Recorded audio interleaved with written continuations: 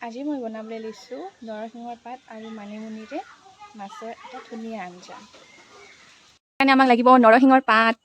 এয়া মই নৰসিংহৰ পাত তুলি আছোঁ আৰু এইফালে মই মানিমুনি পাতো তুলি আছোঁ আৰু এইখিনি তোলা হ'ল। এতিয়া মই পাকঘৰ লৈ যাম, কিন্তু তাৰ আগতে মই চুলিখিনি বান্ধি লওঁ, নহ'লে চুলি চব্জিত পৰিলে কোনে খাব চব্জি। তাৰপিছতে এইখিনি মই ভালদৰে ধুই কেনে ইয়াৰ এনেকুৱাৰ পৰা এনেকুৱা কৰিব লাগিব। তাৰপিছত কি আৰু তাৰপিছত গেছটো জ্বলাই দিয়া, কেৰাহী তুলি দিয়া, কেৰাহীটো গৰম হোৱাৰ লগে লগে ইয়াতে তেল অলপ ঢালি দিয়া।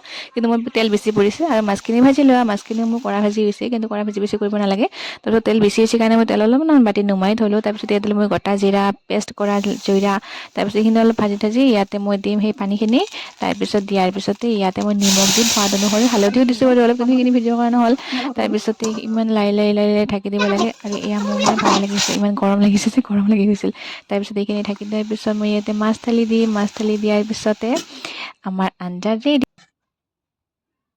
এতিয়া আমি খাওঁ আৰু আপোনালোকে চাই থাকিব, আৰু আপোনালোকেও এনেকৈ বনাই খাব আৰু কমেণ্ট কৰি মোক জনাব কেনেকুৱা হয়। মোৰতো বহুত ভাল লাগিছে খাই, টেষ্টি হৈছে, হেল্ডিও হয়। খাইতো বহুত ভাল লাগিল মোৰ। আপোনালোকেও খাই জনাব দেই মোক।